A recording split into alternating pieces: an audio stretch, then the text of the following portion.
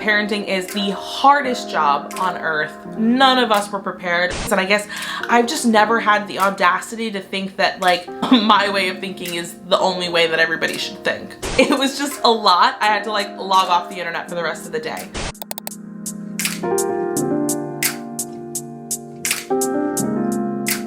Hey everyone, welcome back to the channel and thank you. Thank you so much for sticking around. I know that I have not been the most consistent on here with content like at all. I promise it's not without good reason. It has been chaos here. Our family was struck with the plague back in March, like right after Josiah turned 3. He got sick.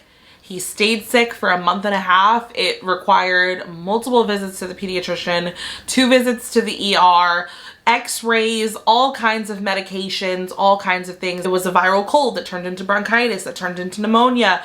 It was just a lot. And then once he got better, Ariella got sick. They're both well now, thank God. And then somewhere in the mix of all that going on, I was sick for like 2 weeks. Mike was sick. I've been having horrible back problems that I've now gotten under control with the help of a chiropractor. So we're on the mend, okay? I'm feeling better. The kids are doing well. It's getting warmer outside, so hopefully all of those germs and viruses have been banished back to hell where they belong. But I know I'm not alone in this. I know a lot of you guys, a lot of parents have reached out to me on Instagram and said, you guys have been going through very similar things the last few months with your kids. And so if that's been you, join me in just taking a deep breath and release. We've made it through. Better days are ahead. Now, if this is the first video that you're seeing of mine, none of that makes sense to you. None of it matters. All you need to know is that I'm Loriente. This is my little space on the internet where I share all kinds of things. I am a mother to 2 children. I have a 3-year-old and I don't know, a 1-year-old. She's 18 months younger than my son. I don't do the whole like, oh, she's 19 months. I can't keep track of all of that. So I just say she's 1.5, but she's 18 months younger than my 3-year-old. I want today's video to feel really relaxed, chill, like we're just having a conversation. We're just some parents checking in, chit-chatting while our kids destroy my playroom. No big deal. It's all good. But lately, I've been having a lot of these just like strange and random realizations about different topics. Some of the things pertain to me and my life and who I am and the behaviors I've exhibited and all kinds of things, right? But then some of the other things are like relationships that I have with people or things about parenting or you know, my connection to the internet and social media and the world around us and current events. It's so strange because I never set out to do this work on myself or for myself. I literally will be washing the dishes and I will have like a That's So Raven like flash moment, except instead of seeing something happening in the future, I'm having like a realization about like life. And then I'll do a little bit more of a deep dive. I'll do some inner work. I'll do some research. I'll do whatever. And all of that brings me like this wonderful clarity that also brings me peace. And so I don't know, it's been kind of a cool random journey that I never meant to take, but I'm really glad that it's happening. And the only thing I could think that's bringing this on in my own life is just age, life experience. You know, it's funny, when I was like 20, I asked my mom what her favorite like decade of life was. To my surprise, she told me that her 30s were her favorite era of life. She said, my 30s were the years that I got to know myself and I gained this confidence in myself and how I navigated my life and the world around me. As a woman, as a mother, I at the time didn't really understand anything that she was saying, but now that I am 32, I get it. I get it, and it's awesome. Your 30s are awesome. So if you're not there yet, good things are ahead. But anyway, all that to say, I had this recent realization about parenting advice and social media. And this realization brought a clarity to me that really helped me figure some things out about myself and the kind of parent and mother that I want to be to my children, and the kind of pressures that I don't need to put on myself or have in my life at all, because there's just no place for that. And I wanted to talk about it. Now let's talk about parenting before the age of the internet, right? So if you wanted to know something about, you know, taking care of an infant or getting your child to sleep through the night or potty training or different parenting styles, you had to go seek out a book written by like a doctor or a psychologist or some expert in that field, right? So other than like a family member's unsolicited advice at like a family party, You had to want to receive that information and go out and like get the information. The introduction of the internet obviously made getting that information a lot easier. You no longer needed to go to a library or buy a book. Like you could just Google it and all different kinds of web pages would come up about the topic at hand. Social media and algorithms then took that and amplified it times 1,000 to the point where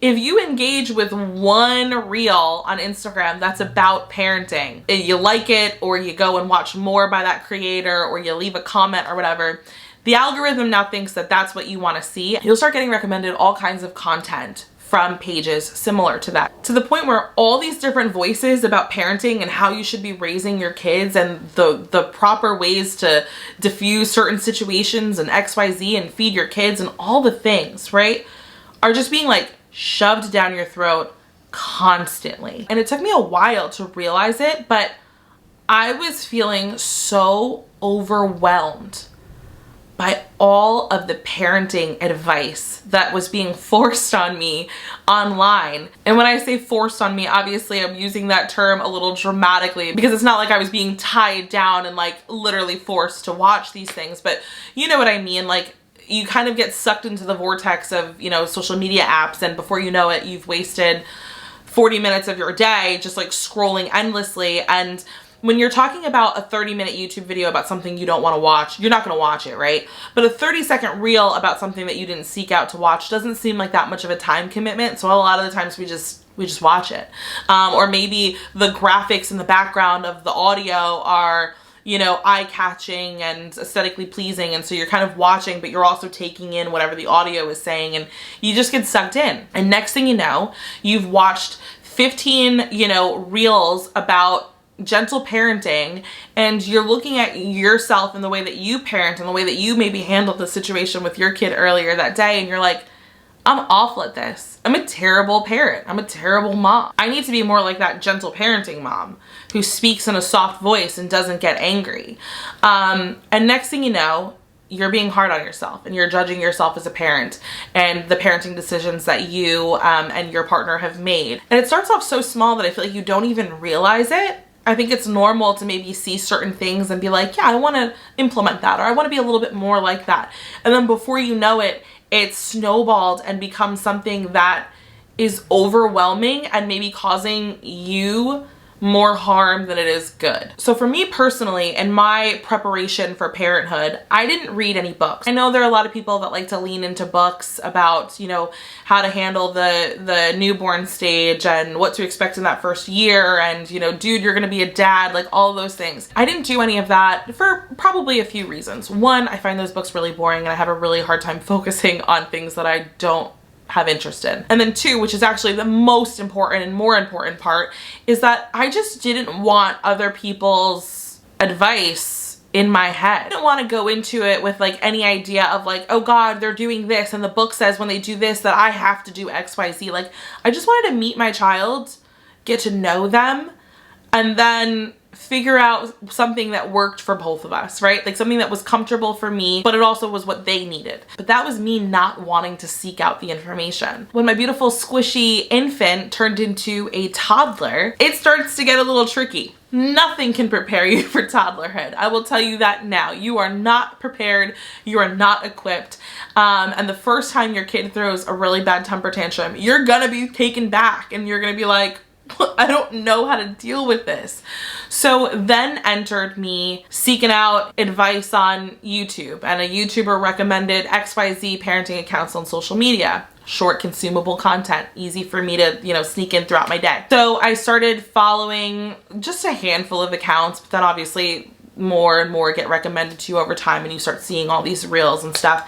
And gentle parenting was like the reoccurring theme. And this is not a call out on gentle parenting. This is not me like picking on gentle parenting, because let's be honest, parenting styles trend in and out just like everything else. And so in a year or 2 years from now, it won't be gentle parenting, it will be something else. But I was starting to see all this stuff for gentle parenting, and I was starting to be like, okay, well, so this is how I should be handling things, because a lot of them are like skits that display a behavior and then display like two ways that a parent can deal with it. And one is gentle parenting, and the other is, assumably in these skits, the wrong way to parent, right? And you look at the wrong way to parent and you think, geez, I don't want to be that parent. I don't want to be that parent that like just snaps on their kid or just yells at their kids or is doing XYZ.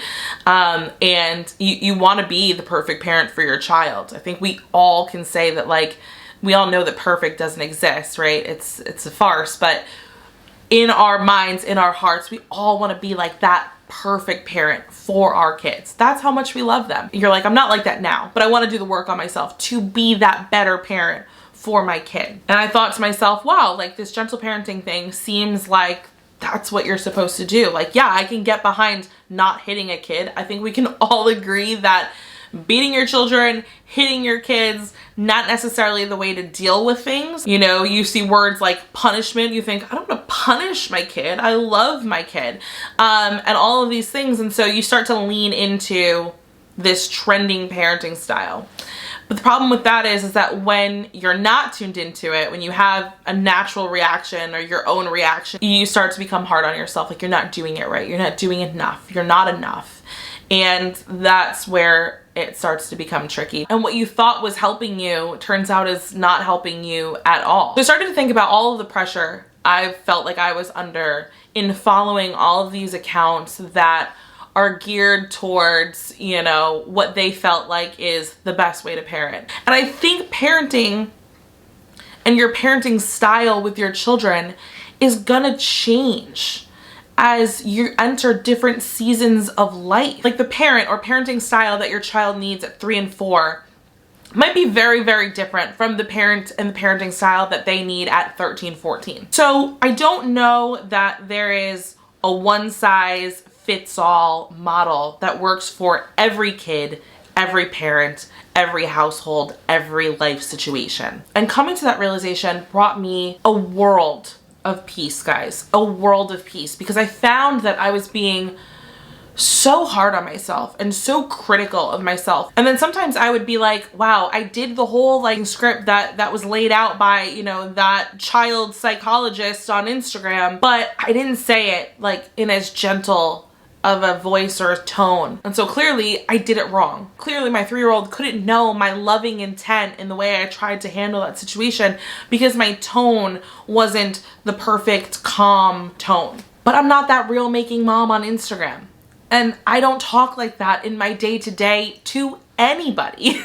So as much as I love my kids, it would be highly out of character for me to speak in that tone to them all of the time, especially in a situation where I'm frustrated. And I think it's really normal when you're a parent and you're raising children or toddlers, whatever, to be frustrated.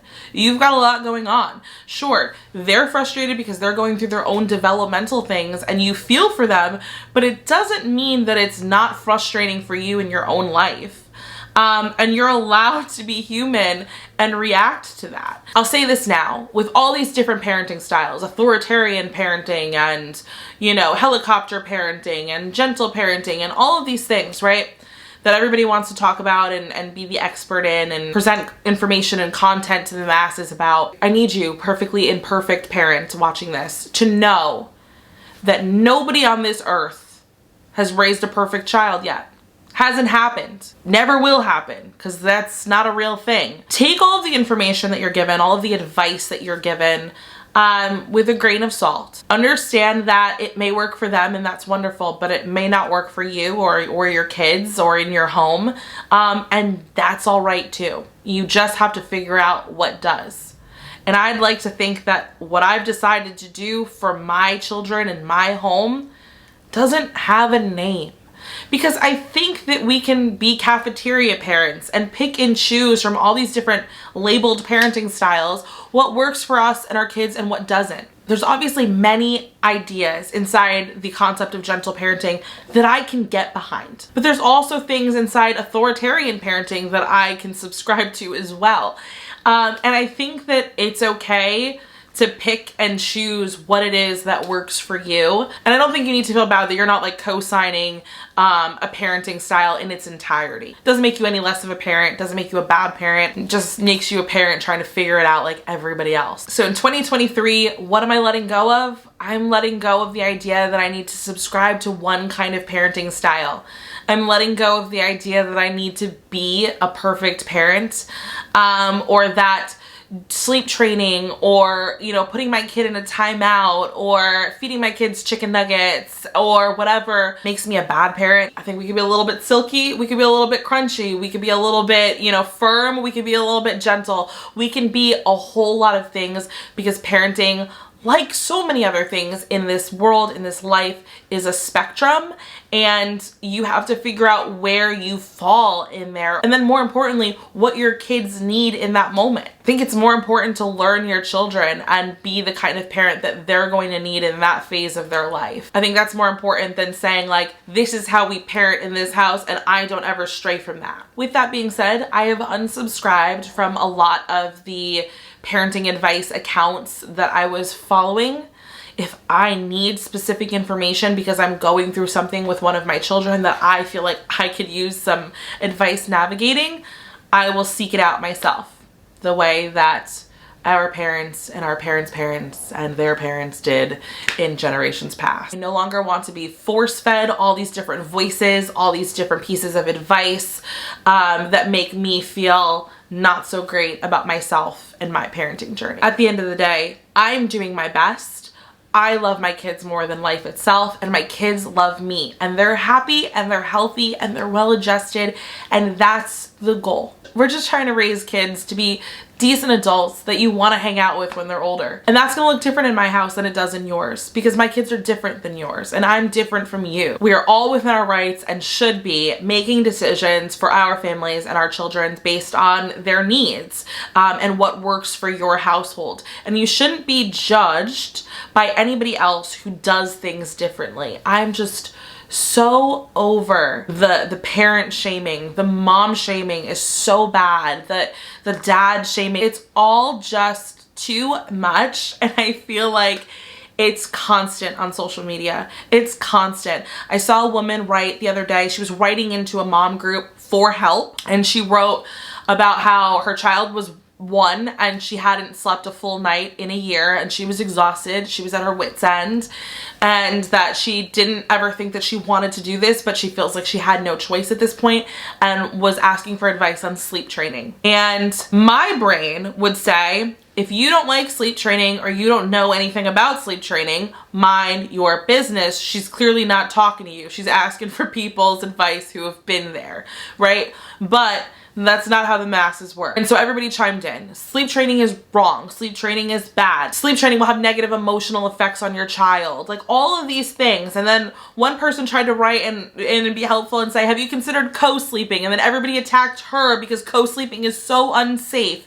And it was just a lot. I had to like log off the internet for the rest of the day. I guess I'll never really understand parent shaming or parent bashing, because to me, it's very, very obvious. There's a very clear line between the difference in a bad parent and a good parent who's trying their best. You know, I think we can all agree on like the things that constitute a bad parent, and it's not, you know, feeding your kids a meal without a vegetable 5 times this week. And it's not letting your kids skip dinner and eat a cupcake because they literally threw 15 tantrums every time you tried to put food in front of them. It's not, you know, letting your kids skip a bath one night. It's not giving your kid formula over breastfeeding. There's so many things. And I just feel like everybody wants to think that their side is the right side and like the only way to do things. And I guess I've just never had the audacity to think that like my way of thinking is the only way that everybody should think. And if you don't think like me, or if you don't have these beliefs, you're wrong. So lately, if you've been feeling a little bit overwhelmed by all the different parenting advice being thrown at you and all the different styles and voices and opinions and all of the things, I recommend you step back, unsubscribe, unfollow, you know, let it go, give it to God, whatever you have to do, but take a step back And lean into your own intuition when parenting your kids, and lean into your children. You know them better than anybody. So lean into them and what you think they need in that moment. If you come up against a situation that you truly don't know how to navigate, then I think it's perfectly normal and healthy to seek out that help and that advice. But I don't think that we need, or we're meant to as parents, have parenting advice constantly being presented at us all of the time. It's overwhelming. Anything in that capacity would be overwhelming. But that specifically, when it's something that, again, like I said, nobody's done perfectly and nobody has all the right answers for, to constantly have the right answers be, you know, thrown at you just is, it's too much, and we don't need it. Just remember, parenting is the hardest job on earth. None of us were prepared. None of us had the proper skill set. The job description did not list even half of the responsibilities and things that we would need to do in this job. And we're just figuring it out as we go, day to day. I hope this video helped you, and that in talking about this brought you some kind of clarity and peace today. This is the end of the video and the part where I remind you to do all of the things that help out this channel, which are like this video, leave me a comment letting me know your thoughts on the topic below, and don't forget to subscribe if you haven't already for more videos in the future. I promise they're coming. I'm going to be more consistent moving forward, and I'll see you guys in the next one. Bye.